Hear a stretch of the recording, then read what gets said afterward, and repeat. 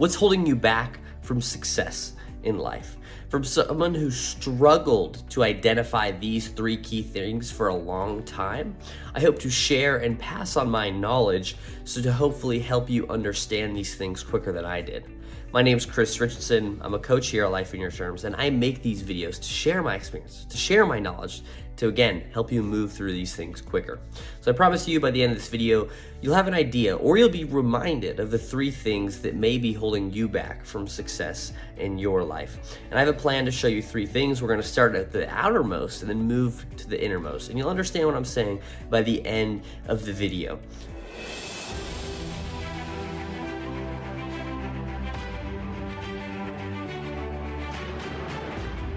So with that being said, the first piece that may be holding you back from success in your life is your environment. Specifically, one piece of your environment is who are you surrounding yourself with?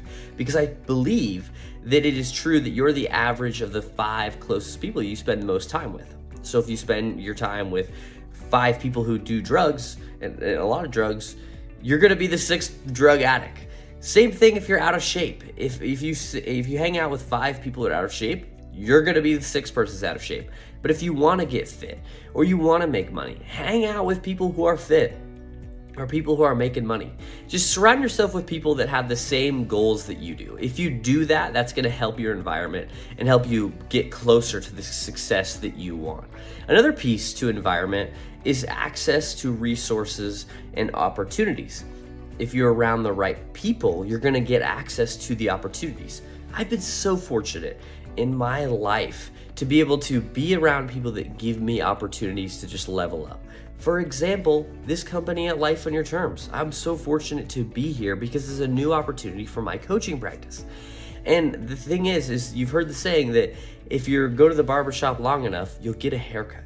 And it's so true. If you hang around the right people and hang around the right opportunities, you're gonna get those opportunities. You're gonna get those resources to take your shot, to be successful in life.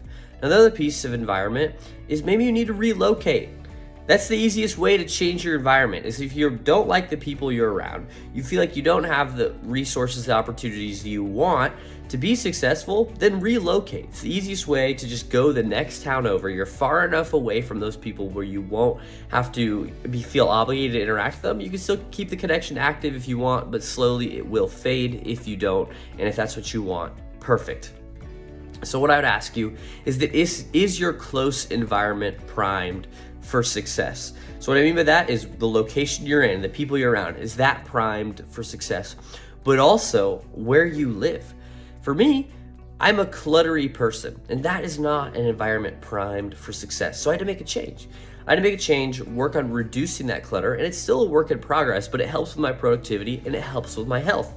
So with that being said, ask, is your environment primed for success? It could be as easy as if you want to go to the gym to set out your clothes in the morning. That is priming your environment for success.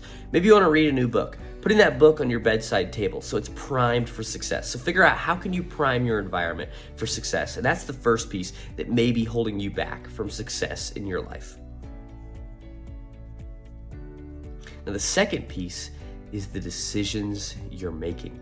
Are you thinking with a short-term or a long-term thinking strategy? So are you prioritizing short-term enjoyment or short-term living life? As people like to say, oh, you gotta live your life. Well, yes, you do, but I think a lot of people use that term in terms of you thinking short-term versus long-term. So if you're going to the bars every weekend, personally, I think that's short-term thinking. If you enjoy it, do it. Go have fun, but are you looking at short term or are you looking at long term? So I'd encourage you to think about, are the decisions you're making, are they with the frame of short term enjoyment, short term pleasure, or are they long term goals and long term success? And thinking about those things may be holding you back from success if you're holding a short term mindset. Another piece of decisions is risk adverse and fear of failure. A lot of people are like, I just want to stay at my job because it's safe. I'm getting paid this income, but they really want to go start that business or they really want to go take that shot. You have to ask yourself is you have to be able to take the risk.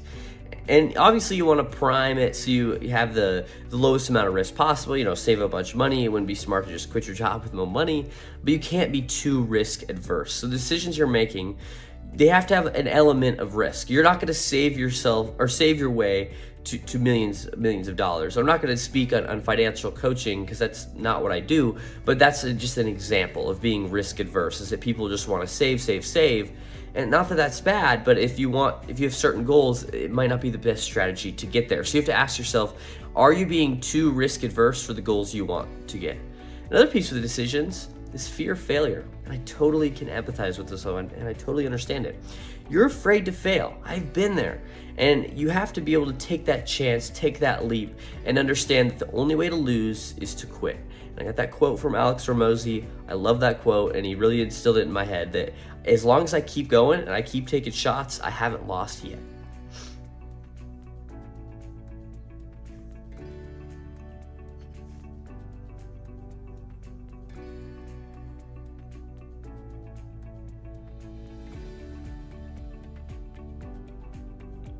Now, the third and final piece, and this is the innermost piece that I was talking about earlier, is what's holding you back from success in life is you. And I don't mean that in a harsh way. I just mean that you are in control and in the driver's seat of your success. Building on what Hormozi said, there's another piece that I just learned from him that I absolutely love. It is not if it works, it's if you make it work. For example, you could have someone with the gym plan, and then they give it to two people. So two people get this new gym routine, this new diet. One person may be really successful, and the other person may totally tank and not lose any weight. What's the only different factor? It's the different people. They can have the same program, the same plan, and the only thing that's different is the person. And so with that, it's not if it works, because if it works, then it would work for everybody. But it's if you work. And that's a concept I just learned from Hormozi. I love it. It's if you work. So you got to make it work. You have to make your success happen. And with that being said, you have to improve your skills or your beliefs. There's hard skills and there's soft skills. So hard skills like technical skills you need to make it happen. And there's soft skills like discipline, accountability, and there's beliefs. And you have to work on all three of those within you to make your success happen. And on top of that, with the soft skills, I think this is a big piece that people miss out on, is that there's people I know in my life that they know they can be successful. They have the technical skills to be successful, but they don't have the discipline and they don't have accountability to make it happen.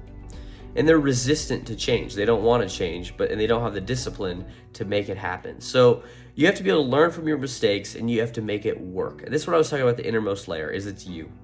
That's really a big realization. You have to take responsibility for your success, for your failure, and realize that it's you that's going to make it happen and make your success happen in life. That was the video. Check out the balance wheel in the description below, because that can help you realize what do you want to be more successful with in your life. And go around the balance wheel: professional, relationships, resources, health. All those are interconnected, so it's a helpful activity. Also, if you like this video, hit that like and subscribe button. I'll see you guys in the next one.